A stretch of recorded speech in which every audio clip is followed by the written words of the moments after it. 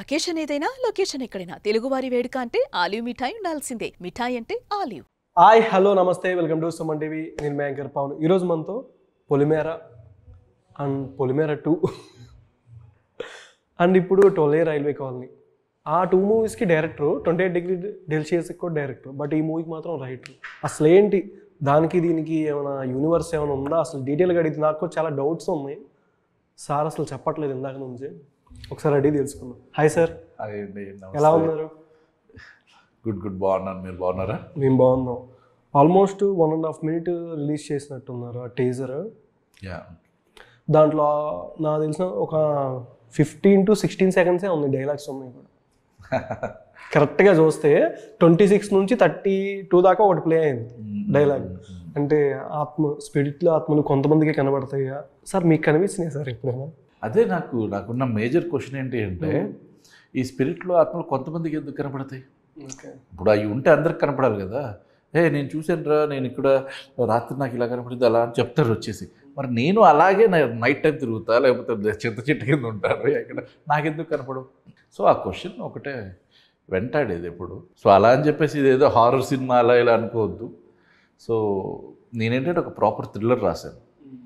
So ఇందులో ఒక చిన్న పారానార్మల్ థింగ్ ఉంటుంది తప్ప ఇదేమి పెద్ద హారర్ సినిమా వచ్చేసి భయపడిపోయి అట్లాంటిది ఏముండదు. ఓకే, బట్ బతికి బయటపడాల్సిన అవసరం లేదంటారా?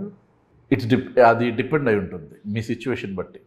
మీరు జీవితపు లాస్ట్ అంకంలో ఉన్నారు, బతికేం చేస్తారు? అలా చంపేస్తారా అంటే దట్ ఇస్ ద ఎండ్ కదా మీకు లైఫ్లో. ఇంకా మీకు తెలిసిపోతుంది, ఇంక దీని తర్వాత నేను బతకను, నాకు బతికి బయటపడాల్సిన అవసరం కూడా లేదు. ఓకే, అలా అనుకునే సిచ్యువేషన్స్ ఉంటాయి, అది చెప్తున్నా అంతే, మీ గురించి అని కాదు. అలాంటి సిచ్యువేషన్లో అలాంటి డైలాగ్స్ వస్తూ ఉంటాయి. ఓకే, మ్యూజిక్ అంతా బీమ్స్ గారు ఒక నెక్స్ట్ లెవెల్లో అనిపించింది. స్టార్టింగ్ నుంచి ఎండ్ దాకా ఎక్కడ సౌండ్ అనేది డాల్బీలోనే ఉంటే మంచి అనిపిస్తుంది మొబైల్ కన్నా నాకు. బట్ ఏంటంటే మీరు చూపించిన డైలాగ్ సీక్వెన్స్లో అనీష్ గారిని, సాయి కుమార్ గారిని, అండ్ అల్లరి నరేష్ గారిని, కామాక్షి గారిని, అండ్ సత్యనారాయణ వాళ్ళ పెద్దనాన్న గారిని, నాన్నగారు జనార్దన్ గారిని, జీవన్ గారిని చూపించుకొని వచ్చారు కొన్ని భాగాల వరకు. ఎవరిది ఎక్కడ దాకా ఉండొచ్చు అంటారు? ఆ యూనివర్స్ ఏమైనా దీంట్లోకి వస్తుందా అంటే మీ డైరెక్షనే నాకు అనిపించింది. అంటే మీరు normal story, screenplay, dialogues, షోర్ అందరు మీరే అన్నారు, బట్ నాకు ఎందుకు కొన్ని సీన్లో ఆ డైరెక్షన్ కూడా మీదే అనిపించింది. అంటే డెఫినెట్లీ ఇప్పుడు నేనే కథ రాశాను, స్క్రీన్ ప్లే కూడా నాదే ఉంది, అండ్ టీం కూడా ఏమంటారు నా టీం మెంబరే, ఆడు డైరెక్టర్ కూడా నాని కాసరగడ్డ అని. సో డెఫినెట్లీ ఆ ఫ్లేవర్ అని కాదు కానీ ఆ సస్పెన్స్ డ్రామా అనేది డెఫినెట్లీ ఉంటుంది. సో వేరే కథ ఇప్పుడు వాడు రాసుకున్న కథ ఇంకోటి ఏదన్నా ఉంటే డిఫరెంట్గా కొంచెం ఉండొచ్చేమో, కానీ నేనే రాశాను కాబట్టి కథ మీకు అలా అనిపించచ్చేమో, కానీ కంప్లీట్ ఇట్స్ డిఫరెంట్ స్టోరీ. పొలిమేరకి దీనికి అసలు సంబంధం లేదు. 28 డిగ్రీ లేదు. ఇంకా ఎప్పుడు వాటిల్లోనే ఉండకుండా కొత్త కథలు రాసుకుంటూ ఇప్పుడు దీన్ని ఇంకొక ఫ్రాంచైజీలో కూడా తీసుకెళ్ళచ్చు. ఓకే, ఆ థాట్ కూడా. కాకపోతే ఇట్స్ కంప్లీట్లీ ఒక న్యూ ఫ్రెష్ స్టోరీ నరేష్ గారికి. ఓకే, అన్న డాక్టరేనా? ఎంతకీ నా డౌట్, డాక్టరేనా? సరే, నా సర్టిఫికెట్ చూపించిన ఎన్టీఆర్. మీరు రాసిన స్టోరీస్ అన్నీ కొంచెం బ్లాక్ మ్యాజిక్, దీంట్లో కూడా బ్లాక్ మ్యాజిక్లా చూపించారు కొన్ని సీన్స్. బ్లాక్ మ్యాజిక్ అని కాదండి, ఇప్పుడు మామూలుగా మన జీవన శైలిలో ఒకటి అలవాటు అయిపోయింది అందరికీ. తెల్లారు లేచిన తర్వాత అన్నం తిని అట్లా పని చేసుకుని అంతా చేసుకునేటప్పుడు కూడా ఈ పని ఇప్పుడే చేయాలి, ఈ పని ఇప్పుడు చేయాలి, బ్రహ్మముహూర్తం ఇది, లేదురా ఇది కొంచెం అశుభ గడియలు, ఇట్లా ఒక స్వామీజీ చెప్పి ఫాలో అవుతూ చేసేవాళ్ళు కూడా ఉన్నారు చాలామంది. ఇప్పుడు మీరు ఒక 10 మందిని తీసుకుంటే అందులో దగ్గర ఒక 7 ఇలాగే ఫాలో అవుతుంటారు. అంటే అదొక టైప్ ఆఫ్ ఆస్ట్రాలజీని నమ్మటమో, లేకపోతే అట్లా డిఫరెంట్గా నమ్మటం అట్లాంటిది. సో అలాంటి ఒక మూఢనమ్మకంతో ఉన్నవాడు ఒకడు. అలా కాకుండా ఒక మంచిగా ఎక్కడో డాక్టర్గా చేస్తున్నాడు ఒకడు, చిచ్చోరాగా తిరిగేవాడు ఒకడు, పక్కింట్లో ఉండి అలా ఇది డిఫరెంట్ క్యారెక్టర్స్ అనమాట. అంటే ఆ క్యారెక్టర్స్లో ఉంటుంది బ్యూటీ ఆఫ్ కాశ్మీర్లో మీరేమో చిచ్చోరగా తిరిగారా? కాశ్మీర్లో చిచ్చోరా అంటే 2 సార్లు వెళ్ళుంటారు తెలుసు సినిమాలకి. ఒకటి మామూలుగా కాశ్మీర్ పొలిమేరకి వెళ్ళాను, దీనికి వెళ్ళాను. దీనికి మేము కాశ్మీర్ వెళ్ళి షూట్ చేసిన తర్వాత మేము షూట్ చేసి వచ్చేసిన ఒక 1 వీక్ తర్వాత ఆ ఎపిసోడ్ జరిగింది అక్కడ. ఏంటి కాశ్మీర్లో ఇప్పుడు సో మేము సోనామారి దగ్గర వెళ్ళాం, కానీ ఇది పహల్గామ్ దగ్గర ఈ అటాక్ అంతా జరిగింది. అక్కడికి దానికి ఒక 3 గంటల జర్నీ. ఓకే. అసలు మేము వచ్చేసిన తర్వాత షాక్ అయ్యాం. అరే కాశ్మీర్లో ఏంటి అటాక్ జరిగిందంట, అందరు ఇట్లా చంపేశారంట. ఒక్కసారి భయం వేసింది, ఒకవేళ మేము షూట్ చేస్తున్నాం, మేము కూడా అలాంటి ఏరియాలోనే షూట్ చేసాం, అక్కడ కానీ టెర్రరిస్టులు వచ్చుంటే పరిస్థితి ఏంటి. అదొక డిఫరెంట్ థింగ్. ఏంటి హిందూ ముస్లిం ఫట్ అని కొట్టేస్తారు, కానీ మీకు భయం వేస్తుంది సార్? ప్రాణం అంటే ఎవరికన్నా ఇదే కదండి. అంటే మీరే ఒక క్రియేటర్ ఆఫ్ బ్లాక్ మ్యాజిక్. ఆడికి తెలియదు కదా, ఆడికి తెలియదు కదా. ఓకే. ఓం బుష్ ట్రిగర్ నొక్కితే అయిపోద్ది. నేను ఓం బుష్ అనాలంటే అన్ని ప్లాన్ చేసుకుని అనాలి. అయినా కానీ అదంతా ఇది జోక్స్ పార్ట్. కానీ ఆ కాశ్మీర్ ఎపిసోడ్ చాలా బాగా జరిగింది. మేము అక్కడ ఒక 3 days షూట్ చేసాం. చాలా మంచిగా విజువల్స్ కూడా చాలా బాగా వచ్చాయి. స్టార్టింగ్ వచ్చిన డైలాగ్ కన్నా ఎండ్లో నరేష్ గారు చెప్తూ బతికి బయటికి పోవడం కన్నా అవసరం లేదనే డైలాగ్కి ఆయన ఇచ్చిన స్మైలు అదొక ట్రాన్స్లా ఉందన్న. సో వికెట్ స్మైల్, ఒక కన్నింగ్ స్మైల్. ఎందుకంటే చూపించడం కొంచెం అదొక ట్రాన్స్లా అనిపిస్తుంది. డెఫినెట్లీ అది కొత్తగా ఉంది. నేను కూడా అదే చెప్పాను. అప్పుడు మేము లెన్స్ కూడా వాడాము ఆయనకి డిఫరెంట్ కనపడాలంటే మీరు, ఎందుకంటే దట్స్ ది క్లైమాక్స్ పార్ట్. అది కన్నింగ్గా కూడా లేదు, సంథింగ్ అదొక సైక్ లాగా అనిపించింది. ఒక డిఫరెంట్, ఇంకా ఆయనలోనే ఒక దెయ్యం ఆ విధంగా కూడా అనిపిస్తుంది. అలా ఆలోచించారా మీరు? ఫైన్. మీరు ఎలా ఆలోచించినా November 21st థియేటర్కి రండి. ఈలోపే మాకు సినిమా వేసేస్తారు. సరే, మీరు November 20th చూస్తారేమో, నాకు తెలియదు ఇంకా ప్రీమియర్స్ ఏం ప్లాన్ చేశారు లేదా అనేది. సో ప్రీమియర్స్ ఉంటే డెఫినెట్లీ మీరు ముందే చూస్తారు. చూసిన తర్వాత మీరే స్ప్రెడ్ చేయాలి సినిమాని. బట్ లాస్ట్ టైం మీరు ఇంటర్వ్యూలో మాట చెప్పారు, అల్లరి నరేష్ గారిని ఇప్పటిదాకా చూపించిన మూవీస్ కన్నా ఈ మూవీలో స్పెషల్గా మహారాజులో క్లైమాక్స్ సీన్ కానీ ఇంటర్వెల్ సీక్వెన్స్ ఎట్లా ఉంటుందో దానికి డబల్ ఉంటుంది ఈ మూవీలో అనేది మీరు లాస్ట్ టైం ఆల్రెడీ చెప్పారు ఇంటర్వ్యూలో. బట్ ఆ సీక్వెన్స్ ఎక్కడ ఎక్స్పెక్ట్ చేయొచ్చు మూవీలో? Starting or ending, climax? లేదు, సెకండ్ హాఫ్ అండి. నేను బేసికల్గా మీరు ఇప్పుడు నా మూవీస్ అన్నీ కూడా తీసుకుంటే నేను సెకండ్ హాఫ్ చాలా బాగా రాసుకుంటాను. ఆ సెకండ్ హాఫ్ క్లైమాక్స్కి లీడ్ చేసే ప్రీ క్లైమాక్స్ సీక్వెన్సెస్ ఇవన్నీ కూడా ఇంట్రెస్టింగ్గా రాసుకోవటం వల్ల క్లైమాక్స్ చాలా బాగా పండుతుంది. అవి అలా రావటం కోసం ఫస్ట్ హాఫ్ నుంచి నేను లింక్స్ ఇచ్చుకుంటూ సీడ్స్ వేసుకుంటూ స్క్రీన్ ప్లేలో వెళ్తూ ఉంటాను. సో మీరు సెకండ్ హాఫ్ అంటే ఇంటర్వెల్ దగ్గరే మీరు ఒక బిగ్గెస్ట్ సర్ప్రైజ్ ఫీల్ అవుతారు, ఒక షాక్కి ఫీల్ అవుతారు. ఏంటి ఈ ఇంటర్వెల్ ఏంటి అని. దాని తర్వాత నుంచి ఇంక మీరు ఎడ్జ్ ఆఫ్ ద సీట్లో కూర్చుంటే ఇంకా ఫస్ట్ సినిమా స్టార్ట్ అయినప్పుడు ఒక కూల్ బ్రీజ్ లాగా ఒక మంచి లవ్ స్టోరీ స్టార్ట్ అవుతుంది. సో దాని తర్వాత ఇంటర్వెల్లో ఒక మంచి సర్ప్రైజ్. దాని సెకండ్ హాఫ్ అంతా మీరు ఎడ్జ్ ఆఫ్ ద సీట్లో కూర్చుని ఏంటి అసలు ఎటు వెళ్తుంది కదా ఏంటి అని అట్లా మీరు అనుకున్న 10 నిమిషాలు ప్రతి 10 నిమిషాలు కథ మారుతూ ఉంటుంది. సో ఒక డిఫరెంట్ స్క్రీన్ ప్లే ట్రై చేశాను. సో అప్పట్లో మహారాజు వచ్చింది అప్పుడు. దాని తర్వాత అరే స్క్రీన్ ప్లే కొద్దిగా ఇలా రాసుకుంటే బాగుంటుంది కదా అన్న విధంగా ఆలోచించుకుని నేను చాలా బాగా రాసుకున్నాను నేను అనుకుంటున్నాను. బట్ అల్లరి నరేష్ గారికి మీరు అన్నట్టే మహారాజ్ లాంటి క్యారెక్టర్ బాగా సెట్ అవుతుంది ఆయనకు ఉన్న. మీరు అందరికి ఇందాక కన్నింగ్ స్మైల్ కానీ ఒక్కసారిగా యాక్షన్ కానీ ఆ లుక్స్ చాలా రేర్గా ఉంటాయి కొంతమందికి. అల్లరి నరేష్ గారికి కరెక్ట్గా యాప్ట్ అని అనుకుంటున్నాం మేము. అంటే మీ పాయింట్ ఆఫ్ వ్యూ మాకు తెలియదు యాజ్ ఏ ఆడియన్స్.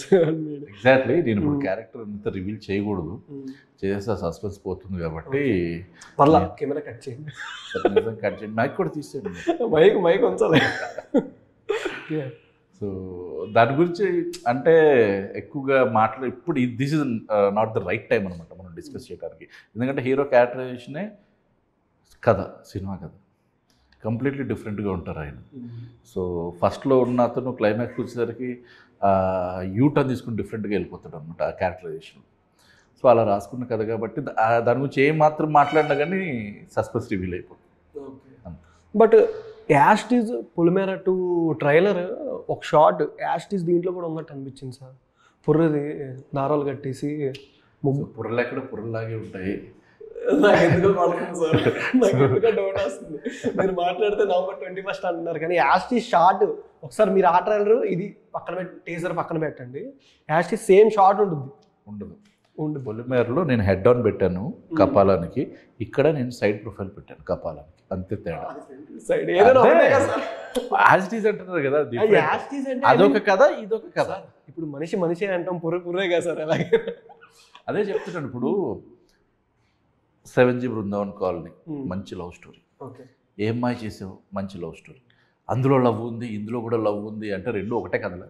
బట్ అలా దీంట్లో జనార్దన్ గారు కూడా ఉన్నారు కాబట్టి మేము అడుగుతున్నాం. ఆయన ఒక ఒక షాట్ మంచి పాస్ performer. చేసుకుంటే అందుకని మనం ఉంచడం జరిగింది. అలా అనుకుంటే ప్రకాష్ రాజ్ గారు అందులోనూ ఉంటారు ఇందులోనూ ఉంటారు అంటే ప్రతి సినిమాలు ఇంటర్లింక్డ్ ఉండవు కదా.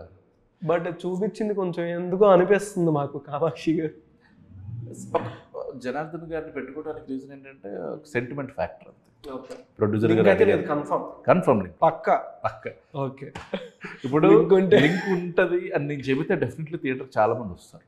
ఓకే, బట్ అది లేనప్పుడు ఎందుకు చెప్పేయచ్చు నేను, నాకు ఎందుకంటే ఓపెనింగ్స్ కావాలి. కానీ వచ్చిన తర్వాత డిసప్పాయింట్ అయ్యి మళ్ళీ నన్ను తిట్టే కంటే ఇది కంప్లీట్లీ డిఫరెంట్ స్టోరీ.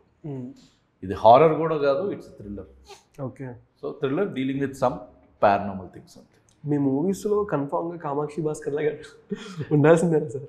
అని కూడా కాదు, నా టీం అండి అంతే. ఇప్పుడు నేను నా డిఓపి రమేష్ కుషేంద్ర అతనితోనే ట్రావెల్ అవుతాను, కామాక్షి భాస్కర్లా. అండ్ అంటే టీమ్గా ఒక కంఫర్ట్ జోన్లో ఉన్నాం కాబట్టి వెళ్తున్నాం అంతే. ఈ క్యారెక్టర్కి తను సెట్ అవుతుంది అనిపించింది. సో వైకంఠ ఒకసారి చేస్తావా అని అడిగితే కథ చెప్పండి అని. సో అప్పుడు కథ నరేట్ చేసి అప్పుడు షీఈ్ ఆన్ బోర్డ్. ఇంకా డౌన్ ఒకేసారి ఇంకా లేదు నువ్వు ఉండాల్సిందే అట్లా కూడా అవ్వాల. సో ఇప్పుడు గెటప్ సీన్ ఉన్నాడు, గెటప్ సీన్ కూడా నా టీం మెంబర్ అలాగా. అండ్ డైరెక్టర్ హిమ్సెల్ఫ్ నాతో పొలిమేరలో కూడా వర్క్ చేశాడు. మేమందరం ఒక టీం లాగా వచ్చాము. నేను మీ టీం వేసారు పొలిమేర నుంచి ట్రావెల్ అప్పుడే వచ్చారా మీరు కూడా? అప్పుడే ఆ 2 టైంలోనే మనం కలిసాం, 2కి ముందు. Super super.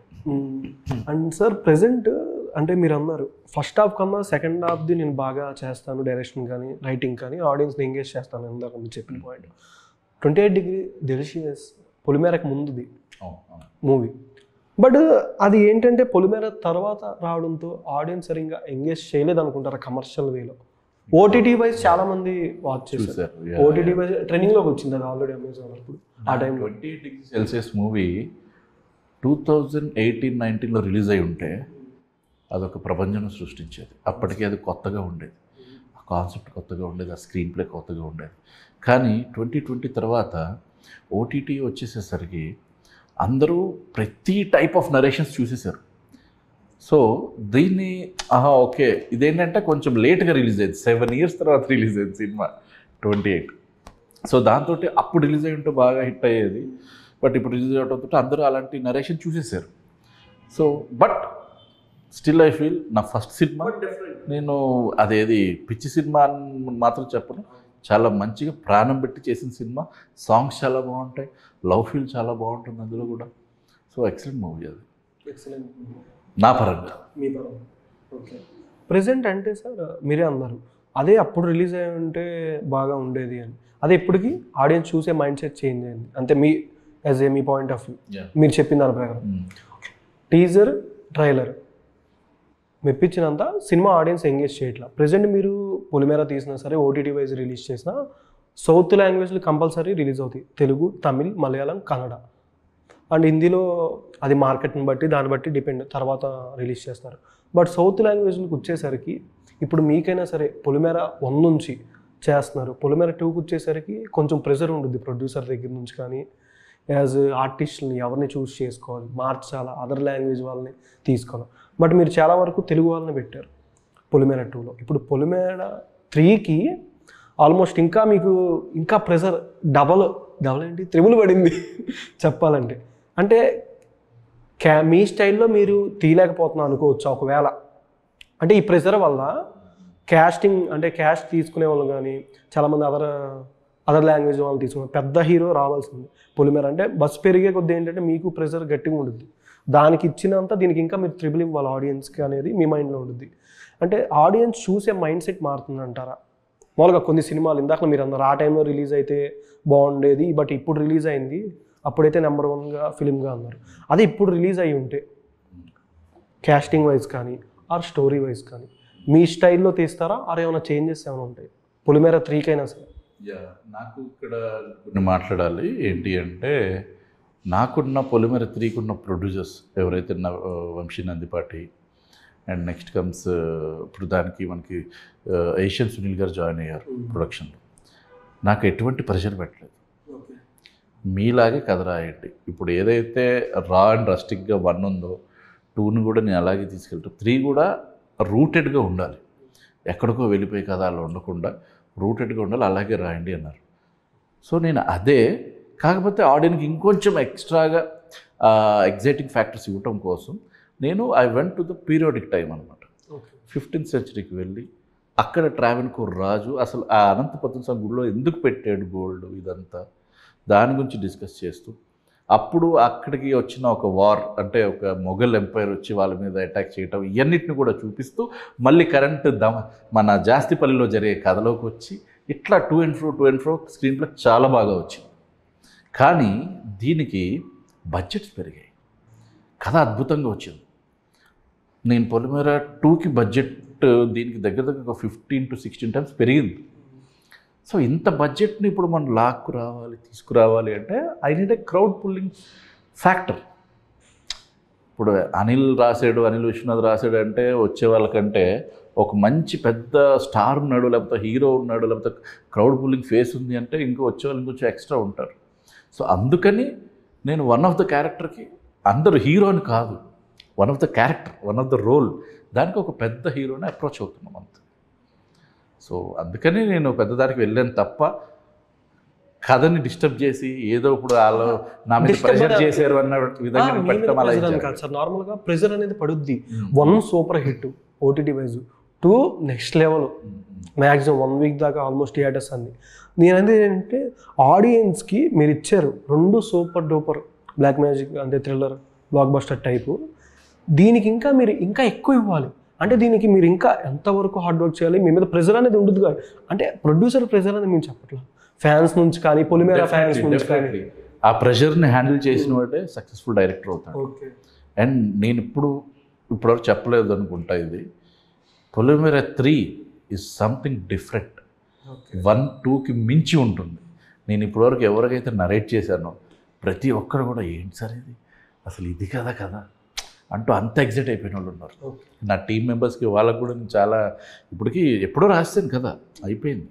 సో వాళ్ళకి చెప్తూ ఉంటే వాళ్ళ ఎగ్జైట్మెంట్సే నాకు తెలిసిపోతుంది రేపు ఆడియన్ ఎలా రియాక్ట్ అవుతాడు రా.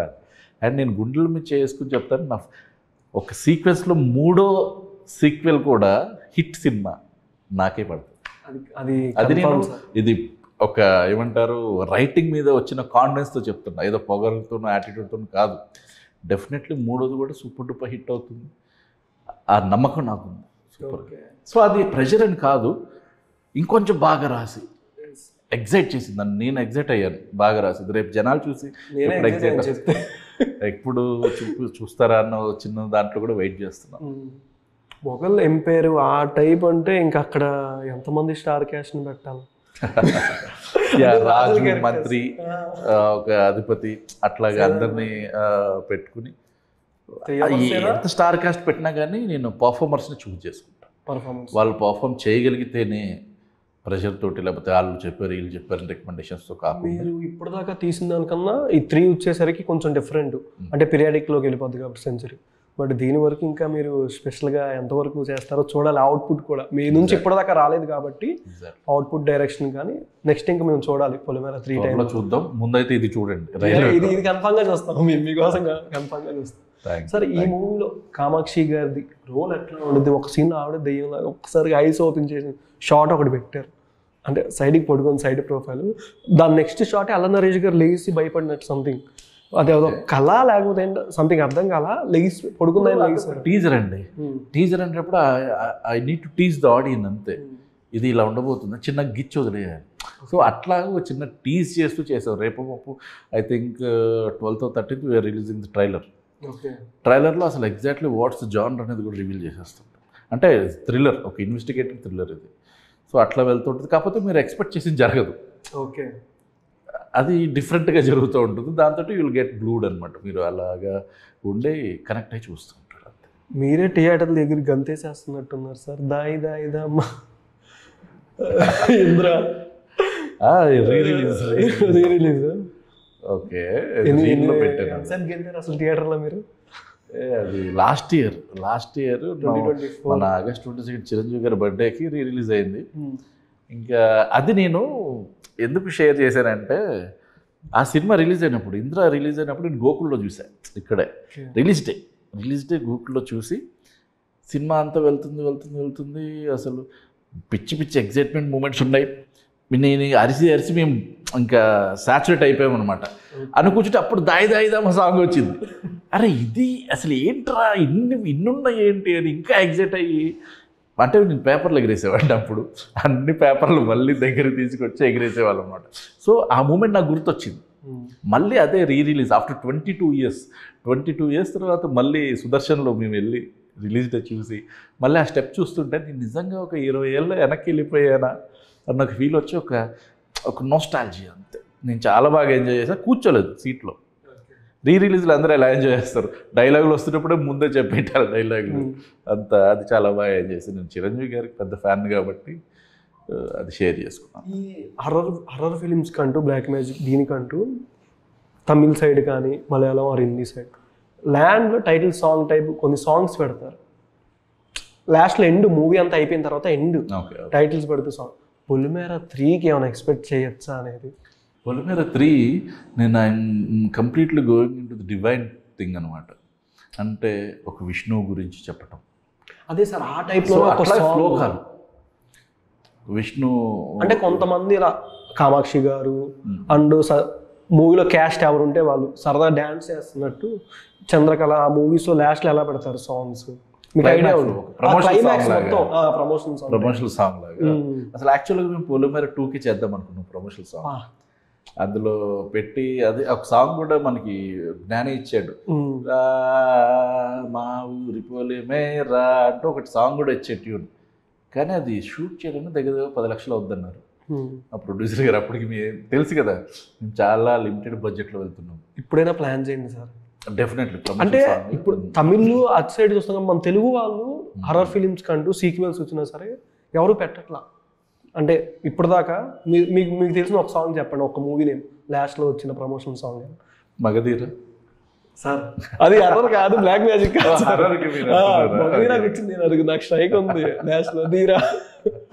నేను రీసెంట్గా ఒక 10 years నుంచి తెలుగులో నాకు తెలిసిలేదు. ఇప్పుడు మీరు పెడితే మీరే point to be noted. Okay, మా వాళ్ళకి చెప్తాను నేను డెఫినెట్గా ఒక ప్రమోషన్. అంటే మేము ఆల్రెడీ ప్లాన్లో ఉన్నాం. నేను 2కే పెడదాం అనుకున్నాను, పొలిమేర 2లోనే పెడదాం అనుకున్నాను. కానీ బడ్జెట్స్ లేకపోవడం వల్ల జరిగింది. ఇప్పుడు కొంచెం బడ్జెట్స్ నేను అడిగితే ఇస్తున్నారు. ఓకే, అనిల్కి ఓకే ఇద్దాం. అట్లా పొలిమేర ఫ్యాన్స్ మర్చిపోమాకండి, సార్ మాట ఇచ్చారు కంపల్సరీ. సాంగ్ లేకపోతే సార్కి ఇన్స్టాలో మెసేజ్లు చేసేయండి అందరూ కామెంట్స్తో సార్. సార్ చాలా మెసేజ్ చేస్తున్నారు 3 ఎప్పుడు అని. నెక్స్ట్ ఇంకా బెల్లంకొండ సాయి శ్రీనివాస్ గారితో కూడా ప్రాజెక్ట్. అదే కొంచెం పుష్ అవుతూ వస్తుంది. త్వరలో ఉంటుంది అనౌన్స్మెంట్. అది ఎప్పుడు అనేది ఇదే బ్యానర్లో ట్రిపుల్ఎస్ గారు, చిట్టూరు గారే దానికి ప్రొడ్యూసర్. పొలిమేర 3 నుంచి ఎంతమంది డెబ్యూ యాక్టర్స్ని మీరు పరిచయం చేస్తున్నారు? ఇందాక మనం మాట్లాడుకున్నాం, చాలామంది కాస్టింగ్ ఉండొచ్చేమో కదా సార్, మీరు అప్పటికి వెళ్తున్నారు కదా అని. నేను మ్యాక్సిమం నేను డెబ్యూకే వెళ్తాను. అందరూ కొత్త వాళ్ళనే, అట్ ద సేమ్ టైం పర్ఫార్మర్స్ని. ఎందుకంటే అప్పటికి నాకు కావాల్సిన హీరోయిన్ లేకపోతే ఒక క్రౌడ్ పుల్లింగ్ ఫేసెస్ ఉంటారు. కానీ మిగతా వాళ్ళందరూ కూడా అంతమందిని నోన్ ఫేసెస్ని పెట్టుకుంటే ప్రతి ఒక్కరి క్యారెక్టర్ని జస్టిఫై చేయలేం మనం. అప్పుడు నేను కూడా పెద్ద ఆర్టిస్ట్నే కదా, నాకు కూడా మంచిగా రాయొచ్చు కదా, ఇట్లాంటివన్నీ వస్తుంటాయి. వాళ్ళని సాటిస్ఫై చేసి వీళ్ళని సాటిస్ఫై చేసి, ఇప్పుడు RRR సినిమా ఎన్టీఆర్ గారిని సాటిస్ఫై చేయాలి, రామ్ చరణ్ గారిని, అంటే వాళ్ళ ఫ్యాన్స్ని అలా రాసుకోవాలి. ప్రతి అంతమందిని పెద్ద వాళ్ళు పెట్టేస్తే అలా కాకుండా కొన్ని క్యారెక్టర్స్కి I will go with the new guys అనమాట, ఫ్రెష్ ఫేసెస్ తోటి అట్లా వెళ్తాను. ఆడిషన్స్ చేసి ప్రాపర్గా తీసుకుంటాను. కొన్ని మూవీస్కి కొన్ని క్యారెక్టర్స్తో డైలాగ్స్ నెక్స్ట్ లెవెల్ ఉంటుంది. కార్తికేయ 2లో కృష్ణుడి గురించి చెప్తున్నప్పుడు సారథి కానీ, ఇప్పుడు ఈ మూవీలో సాయి కుమార్ గారిని పెట్టారు. అండ్ లాస్ట్లో అల్లరి నరేష్ గారి డైలాగ్ కూడా కొంచెం అదొక వేరేలా అనిపిస్తుంది. ఇద్దరిలో ఎవరి డైలాగ్ సీక్వెన్స్లు ఎక్కువ ఉండొచ్చు ఈ మూవీ? ఆబ్వియస్లీ హీరో గారు. సాయి కుమార్ గారు సెకండ్ హాఫ్లో వస్తారు సినిమా. ఓకే, సో ఫస్ట్ నుంచి ఉండేదంతా హీరో గారు ఉంటారు కాబట్టి ఆయనకున్న క్యారెక్టర్ ఆర్క్ అలాంటిది. ఫస్ట్ నుంచి అల్లరి చిల్లరిగా వెళ్తూ క్లైమాక్స్కి వచ్చేసరికి ఒక మెచ్యూర్డ్ మ్యాన్ లాగా మారి అతను ఒక సొల్యూషన్ తీసుకొస్తాడు ప్రాబ్లమ్కి. అండ్ ఈ ప్రాసెస్లో సెకండ్ హాఫ్లో సాయి కుమార్ గారు వస్తారు. ఆయన వాయిస్ అసలు సంథింగ్ డిఫరెంట్. ఆయన డైలాగ్స్ కూడా చాలా బాగా వచ్చాయి. సో ఆయన కూడా చాలా బాగా చేశారు. బట్ కంపేర్ చేసుకుంటే సినిమాలో నరేష్ గారికి కొంచెం ఎక్కువ డైలాగ్స్. మీ మైండ్లో ఉన్న పెద్ద హీరో ఎవరంటే ఎవరని చెప్తారు? ఏ పరంగా? మూవీస్ నెక్స్ట్ మూవీ తీసుకోవడానికైనా తర్వాత అయినా నేను చేయడానికి, మీరు చేయడానికి. నేను అలాగా పెద్ద ఇది చిరంజీవి ఏం చూడను. చిరంజీవి గారు అంటే ఇంకా ఆయన ఒక లెజెండ్ అండి. ఆయనతోటి ఇప్పుడు నేను సినిమా చేయాలనుకోవటం అది ఏమంటారంటే ఇంక ఎక్కువగా అత్యాశ పట్టమే అంతే. ఆయన చూడాలి, అలా ఎంజాయ్ చేయాలి అంతే, అదే అనుకుంటాను. ఇంక మిగతా వాళ్ళందరూ కూడా ఓకే, వాళ్ళ పర్ఫార్మెన్స్ మనం వాళ్ళకి తగ్గట్టు కథని మనం సమకూరిస్తే మనకు రావాల్సిన హిట్ మనకు వస్తుంది అంతే. ఆర్టిస్ట్ లాగే చూస్తాం తప్ప నేను ఎదిగే వయసులో నాకు ఇప్పుడు మహేష్ బాబు గారు కావచ్చు, ప్రభాస్ గారు కావచ్చు, వీళ్ళందరితో కూడా ఒక ఫ్యాన్ బాయ్ మూమెంట్ ఉంటుంది. అంటే ఇప్పుడు ఎగ్జాంపుల్ పొలిమేర 3కి పెద్ద స్టార్ని తీసుకోవాలని మీరు అన్నారు. మీ మైండ్లో ఒక 5 పేర్లు. పొలిమేర 3కా?